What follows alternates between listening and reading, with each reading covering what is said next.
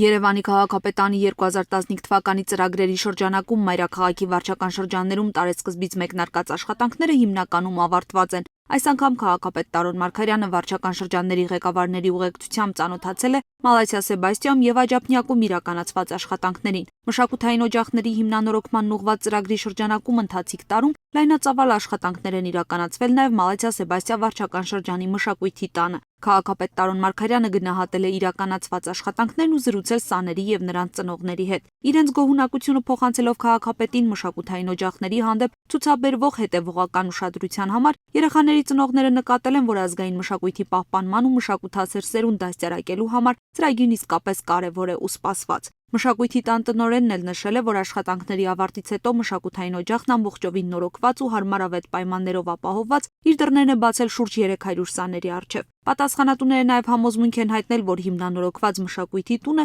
հնարավորություն կտա զգալիորեն ավելացնելու խմբակներ հաճախող երեխաների թիվը։ Շնորհակալություն հայտնելով գնահատանքի համար քաղաքապետ Տարոն Մարգարյանը վստահեցրել է, որ ծրագիրը լինելու է շարունակական եւ ընդգծել, որ առաջիկա տարիներին հարմարավետ պայմաններ են ապահովվելու մայրաքաղաքի բոլոր կրթամշակութային օջախներում սովորող երեխաների համար։ Այնուհետ քաղաքապետ Տարոն Մարգարյանը վարչական շրջանի ղեկավար Արտակ Ալեքսանյանի ուղեկցությամբ այցելել է Մալաթիա Սեբաստիա վարչական շրջանի գրադարանային համակարգողակ, որը եւս քաղաքապետանի տարեկան ծրագրով ամբողջությամբ հիմնանորոգվել է։ Ծրագիրն առավել քան սպասված էր գրադարանից օգտվող ընթերցասեր երեխաների համար, ովքեր քաղաքապետին վստահեցրել են, որ շարունակելու են հաճախել գրադարան, որտեղ այսօր արդեն ավելի ջերմ ու հարմարավետ պայմաններ են ապահովված։ Տարոն Մարգարյանը զրուցել է նաև գրադարանում հյուրընկալված ժամանակակից գրողների հետ, ովքեր կարևորելով գրադարանների պայմանների բարելավմանն ուղղված քաղաքապետի հետևողական քաղաքականությունը, նշել են, որ այն կարևոր քայլ է հատկապես մատաղ սերնդին գրքին կապելու եւ ընթերցասեր հասարակություն ձևավորելու համար։ Գրադարանի այցելուներին ու աշխատակիցներին ներկայացնելով գրադարանների պայմանների բարելավմանն ուղղված ծրագրերի մանրամասները,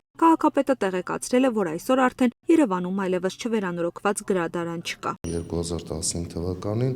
Երևան քաղաքի, Երևան համայնքի ենթակայության գտնվող բոլոր գրադարանները կապիտալ եւ մասնակի վերանորոգվեցին։ Կուզենամ նշել, որ ընթերցողների քանակը ավելանում է գրադարաններում, քանի որ հարմարավետություն է ստեղծվում, այն պայմանները ստեղծվում են թե ընթերցողների համար, թե աշխատակիցների համար։ 2014 թվականին գրադարանավարների աշխատավարձի խնդիրը լուծեցին, բայց դրանով պետք չի համարել խնդիրը լուծված, քանի որ դեռ կարիքը կա մեր աշխատակիցների աշխատավարձների վերանայման եւ հաջորդ տարիների ընթացքում դրան էլ ենք անդրադառնալու, իսկ ինչ մնում է գույք ձեռք բերելուն, արդեն 16-17 թվականներին անպայման գույք եւ կերքով կհամալրվեն եւ արդեն կունենան լիարժեք գրադարան։